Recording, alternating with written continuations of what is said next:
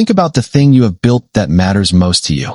Not inherited, not handed to you, not the result of someone else's vision that you were invited to participate in.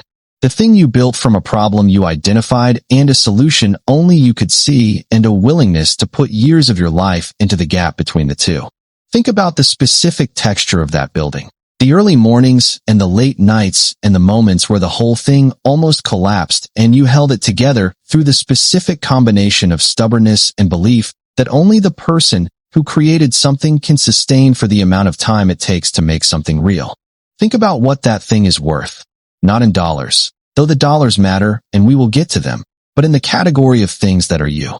The things that if you lost them you would not simply be poorer but would be, in some essential way, less yourself.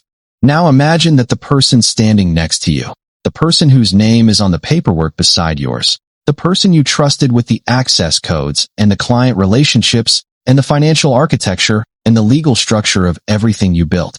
Imagine that person sold it. Not sold their share. Sold yours. While you were in the building. While you were working. While you believed you were building something together that belonged to both of you equally. Imagine reading the document that transferred ownership of your life's work in a transaction you did not know was coming and did not consent to and would never have permitted. Imagine reading your own name on a page that removed you from everything that name had made. That is where this story begins. Not with a betrayal discovered, with a theft completed. Welcome to Venom Thread.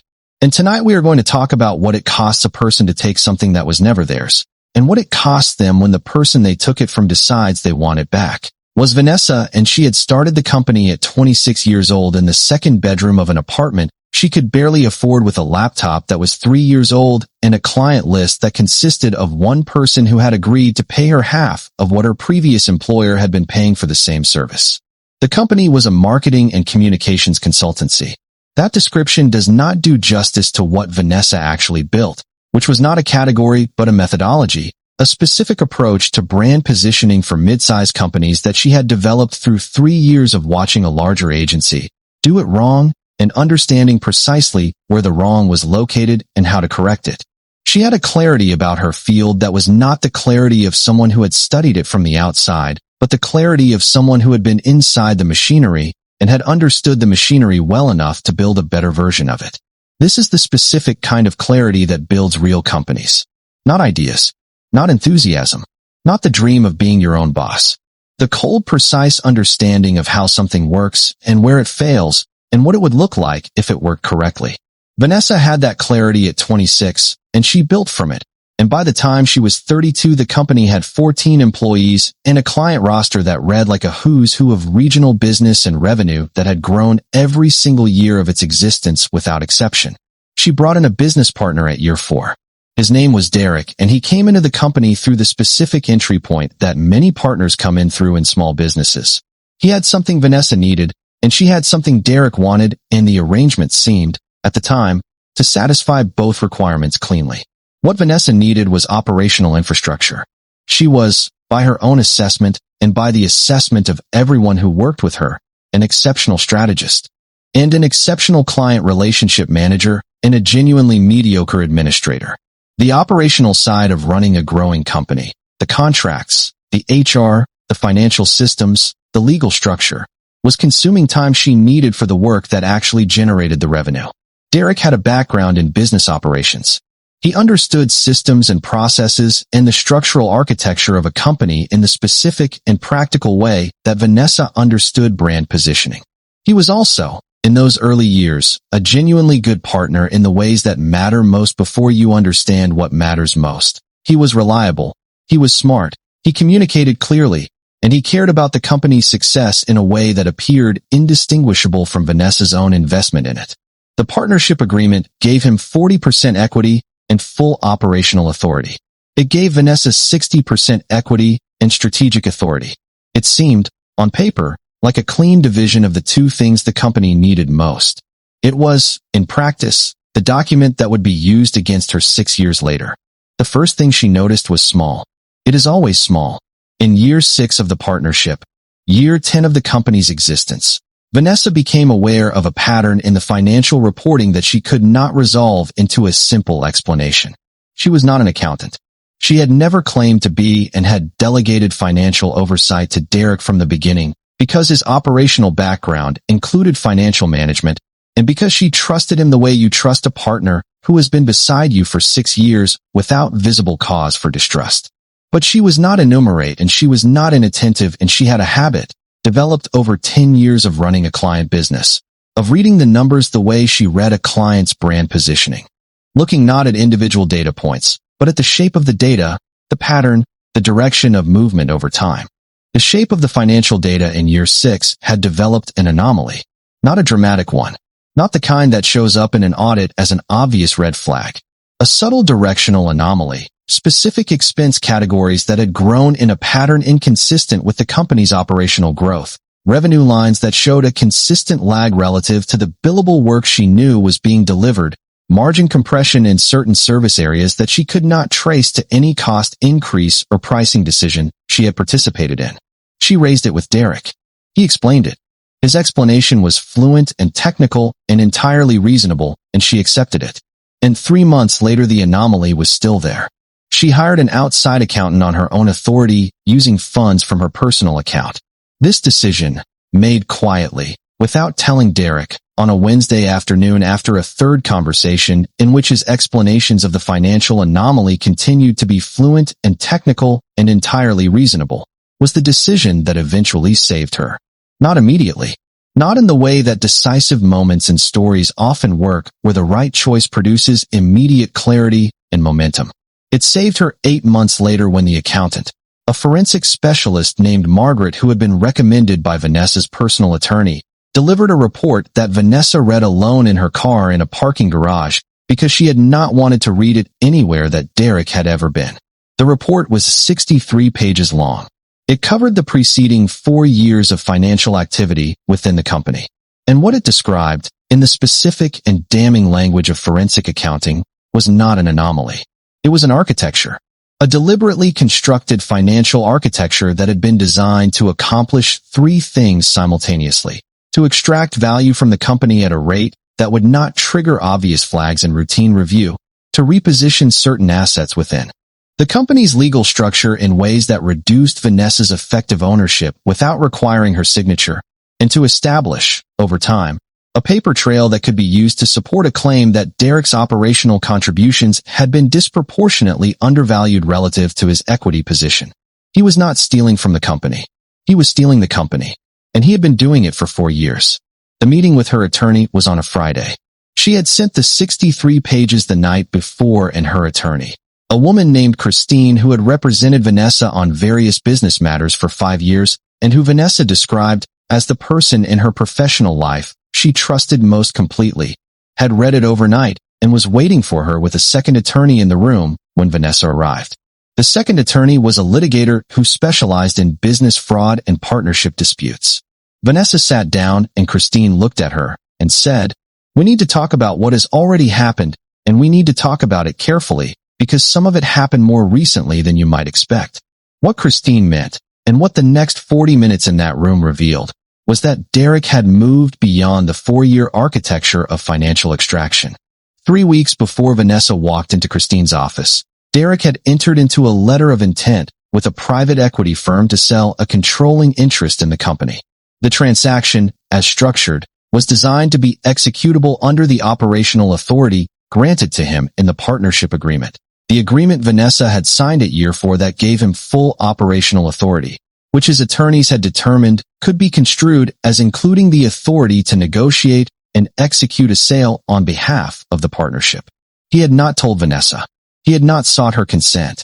He had used the legal document she had signed 6 years earlier, in good faith and with a different understanding of its scope, as the instrument of her removal from the company she had spent 10 years building. She did not panic in that room. This is the thing about Vanessa that I want you to hold, because it is the thing that determined everything that followed. She sat in that room, and she received the full scope of what had been done to her, and what was in the process of being done to her, and she did not panic, and she did not cry, and she did not produce any of the reactions that the people in the room might reasonably have expected from a person who had just been told that their life's work was being sold out from under them while they sat in their car reading a 63-page forensic accounting report. What she did was ask for questions. The first question was, what is the current status of the letter of intent? The second was, what is the timeline of the proposed transaction? The third was, what legal mechanisms are available to me to halt the transaction before it closes? The fourth was, if we move in the next 72 hours, what is the most complete outcome available to us? Christine and the litigator looked at each other. And the litigator said, the most complete outcome available to you in the next 72 hours is an emergency injunction to halt the transaction, simultaneous filing of a civil complaint for breach of fiduciary duty, fraud, and unjust enrichment, and a forensic preservation order for all of Derek's communications and financial records before he has the opportunity to understand the scope of what is coming and begins managing the evidence. She said, if we move in 72 hours, he will not see it coming. Vanessa said, then we move in 72 hours. The injunction was granted. This is not always how these things go, and Vanessa's attorney will be the first to say that the speed and completeness of the legal response was made possible by the quality of the forensic accounting report and the 4-year paper trail it documented. A poorly documented case filed in 72 hours gets contested and delayed and ground down through procedural attrition. A case with 63 pages of forensic evidence and a clear transactional timeline filed in 72 hours gets an emergency injunction granted on a Friday afternoon that halts a multi-million-dollar transaction before the ink on the letter of intent has fully dried. The private equity firm received the injunction notice the same afternoon it was filed. They withdrew from the letter of intent within 48 hours. Not because they were required to. The injunction halted the transaction rather than voiding their agreement, but because a target company whose founding partner has just filed a fraud complaint against the operating partner and obtained an emergency injunction is no longer a clean acquisition, and clean acquisitions are what private equity firms exist to make. Derek received the civil complaint by process server at his home on a Saturday morning. Vanessa was not there to see it. She was at her office, which she had entered at 6 in the morning and from which she had sent an email to every member of her team explaining, in the clear and direct language she had always used with the people who worked for her, that there were legal proceedings underway, that the company's operations would continue normally, and that she was available to answer questions individually from anyone who needed context. 12 of the 14 employees responded within 2 hours. Every response was some version of the same thing. We are with you. The discovery process in the litigation took 14 months. 14 months of depositions and document production and forensic review of communications that Derek had believed were protected and that were not protected at all under the forensic preservation order that had been obtained alongside the initial injunction. What emerged from the discovery was a picture of the preceding 4 years that was more complete and more deliberate than even the 63-page report had suggested. There were communications with the private equity firm that predated the letter of intent by 18 months. Derek had been in conversation with potential acquirers while sitting across the conference table from Vanessa discussing the company's 5-year growth strategy. There were communications with a separate attorney, retained personally by Derek using funds that the forensic accountant identified as company money, exploring the scope of his operational authority and specifically whether it could support a transaction executed without Vanessa's knowledge or consent. There was a communication 11 months before the letter of intent, in which Derek had written to someone whose identity the discovery process eventually established as a college friend with legal expertise. She built it, but the paperwork is mine to work with. That sentence, those 8 words, they became the factual and emotional center of the litigation in a way that Derek's attorneys were never able to adequately address because the words were his, and they were in writing, and they described his intention with a clarity that no subsequent explanation could diminish. The trial did not happen. Derek's attorneys, reviewing the discovery in the final weeks before the trial date, presented a settlement offer. The offer went through 3 iterations over 11 days. The first 2 iterations were declined. The third iteration, which arrived after Vanessa's litigator had filed a motion to introduce the 8-word email as Trial Exhibit A and had provided Derek's attorneys with a preview of the expert witness testimony they intended to present on the 4-year financial architecture, was accepted. The terms of the settlement are under a confidentiality agreement that Vanessa negotiated herself, meaning she decided what could and could not be disclosed rather than accepting a blanket. Confidentiality that would have prevented her from speaking about the experience at all. What she can say, and what she has said, is that the settlement restored her to a position of sole ownership of the company and included a financial component that she described as reflecting the full cost of the 4 years of extraction plus interest plus the cost of the legal proceedings plus a number she thought of privately as the cost of the sentence. She bought him out completely. He left the company with what the settlement required him to leave with and nothing that had been built using any mechanism that could be traced to her work, her clients, her methodology, or her decade of building something from the second bedroom of an apartment she could barely afford. He left with less than he had arrived with. The arithmetic of that outcome is the cleanest sentence in this entire story. I asked Vanessa, near the end of our conversation, about the 12 employees who had responded within 2 hours on that Saturday morning. About what their loyalty had meant to her in the specific context of a situation where she had just learned that the person she had trusted most in the professional architecture of her life had spent 4 years dismantling it. She thought about it for a moment, and then she said, I think what their response told me was something I had always known, but had stopped consciously registering in the way you stop consciously registering the things that are most foundational to you. She said, I built a company, but what I actually built was a culture. And Derek could access the paperwork and the financial structure and the client contracts and the equity documentation.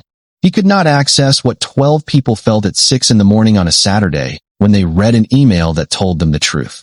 That is not a legal asset. That is not on any balance sheet. That is the thing you build when you build something real over 10 years with people who are actually with you. And the thing I understood on that Saturday morning is that the culture was the company. The paperwork was just the paperwork.